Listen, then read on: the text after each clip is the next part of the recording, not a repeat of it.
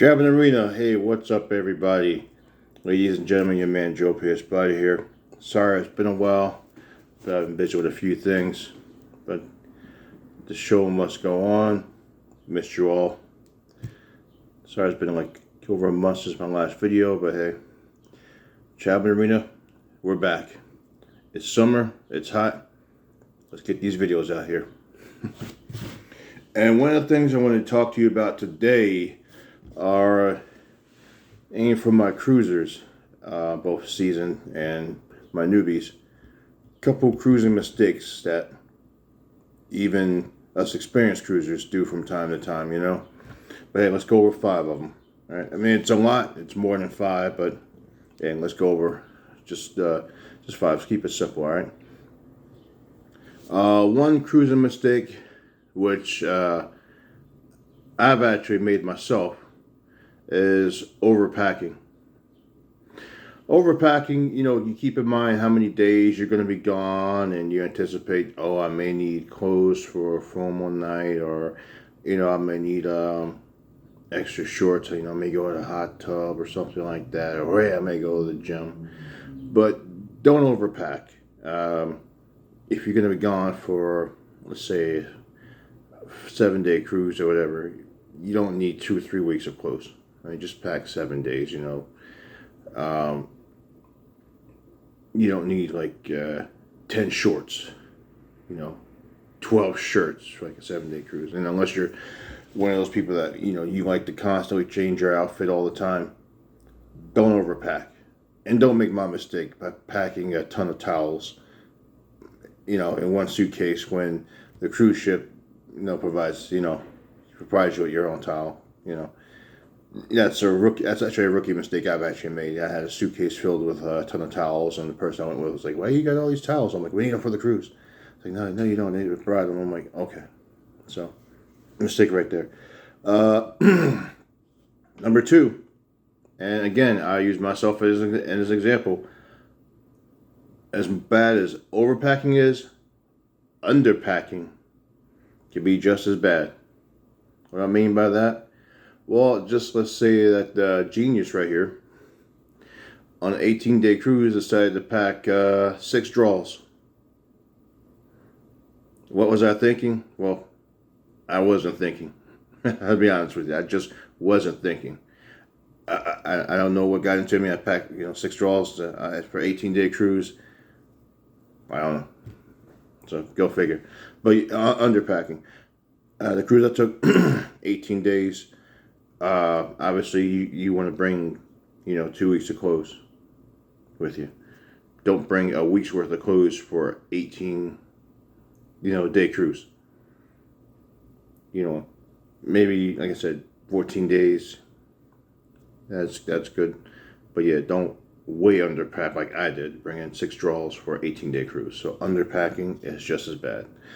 Number 3, not being honest. Not being honest. Pre-boarding, cruise lines that have these things you got to fill out. A lot of information you got to fill out, asking whether or not you have any symptoms, if you're sick. Listen, if you're sick,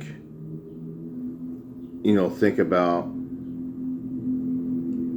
yourself. You get to admit, you could be sick, but if you're on a cruise ship, your sickness could turn for the worse. Also, think about the other passengers on there. I mean, when you go cruising, you got families on there. You've got kids. You've got grandpa and you got grandma. And you don't want to be the reason why a sickness has spread across a ship out of your own ignorance. I mean, all it takes is just one. Just one person sick from whatever, and tight quarters like that, and you're getting passengers sick, you're getting crew members sick. I mean, you could even take your sickness onto another island, other destination, like another foreign country, But if you're sick, you can't go. Hey, nothing wrong with rebooking a cruise for another couple months down the line, or the next month down the line, or next year or whatever. Plenty of future ahead of you. You know, cruising's not going anywhere. So if you're sick, you can't go. Or even if you're pregnant, if you're 9 months and you're about to give birth any moment now, but hey, you booked this cruise a year plus in advance, you've been looking forward to it, but in the midst of that, you happen to get pregnant and that baby's about to come at any time. You know, really, a cruise ship is the last place you really want to just, give birth. Hospital, they got the facility set up for that. Cruise ship, really not so much. So if you're pregnant, sick, or whatever, stay home. Stay home, rebook for a later date. Plenty of future ahead of you. You got plenty of time to take cruising. To go on a cruise and have fun. All right, fourth mistake I want to talk about is people who decide to arrive the day of the cruise. My advice, something I've always done, get there the day before, or if you want, 2-3 days before ahead of time, depending on where you're going. But me personally, I at least do a day before my cruise. If my cruise is leaving at, let's say, on a Sunday, wherever my departure port is, I always get there on a Saturday early. And the reason for that is, delays can happen anytime. Rather you take the train or you're flying, flights get delayed, flights can get canceled. You're driving, you're traveling across the country. You think you want to do one big road trip, arrive the day of the cruise. I mean, that's all fine and dandy, but get there the day before. Don't plan to get there the day of the cruise just to try and save money on hotel fare. Because what if you're on the highway running late? Accidents happen all the time. It could be bad weather that prevents you from getting there in time. And that cruise ship, when it's time to go, it's time to go. They're not going to sit there looking at their watches. Mr. and Mrs. Smith's supposed to be here any minute now. Nope. They blow that horn, release the ropes, and they're off to paradise. Without you, of course. Now, depending on the ship, ship line, you may or may not get a refund. I'm not too sure. I mean, me personally, I never had that experience where I completely missed out on the cruise for not being there on time. But my recommendation, always get there early, at least a day. At least a day before. Normally what I do sometimes, depending on where I'm cruising out of, I may get there like maybe 2-3 days early and see the city that I'm in, see the town. I remember I cruised out of Seattle for an Alaskan cruise, and I got there like 3 days before my cruise, because at the time, I'd never been to Seattle before. So, hang out, see the city and stuff like that, go do some touring, go feast on some delicious food. But yeah, I recommend get there a day before your cruise, not the day of the cruise. All right.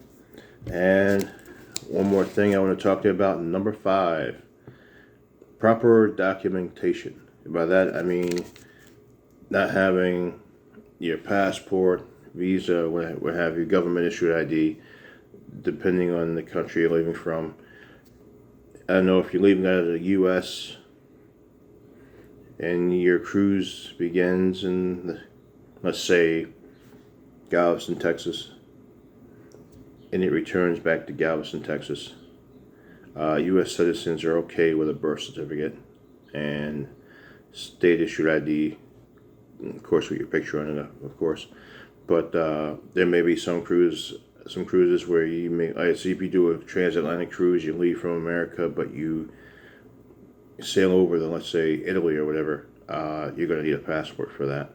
So always check with the cruise line when you book a cruise. There's nothing wrong with asking what kind of proper documentation you need. I know you can go online and look But me personally, I like to call up the cruise line themselves. I mean, because yeah, the website's there, you got the information there, but just to be safe, there's nothing better than hearing it from, the cruise line themselves, what documentation you need and, maybe don't need to take this cruise. All right, so that's top 5 mistakes. Overpacking, underpacking, not being honest, not getting there in time, improper documentation. All right, Traveling Arena. Let me know down in the comments if you have any thing you'd like to add, any other cruising mistakes that maybe you've made or know that others have made that can easily be corrected to make our trip a good one. Thank you for being here. Thank you for supporting the channel. Share, like, subscribe, all that good stuff. Spider out.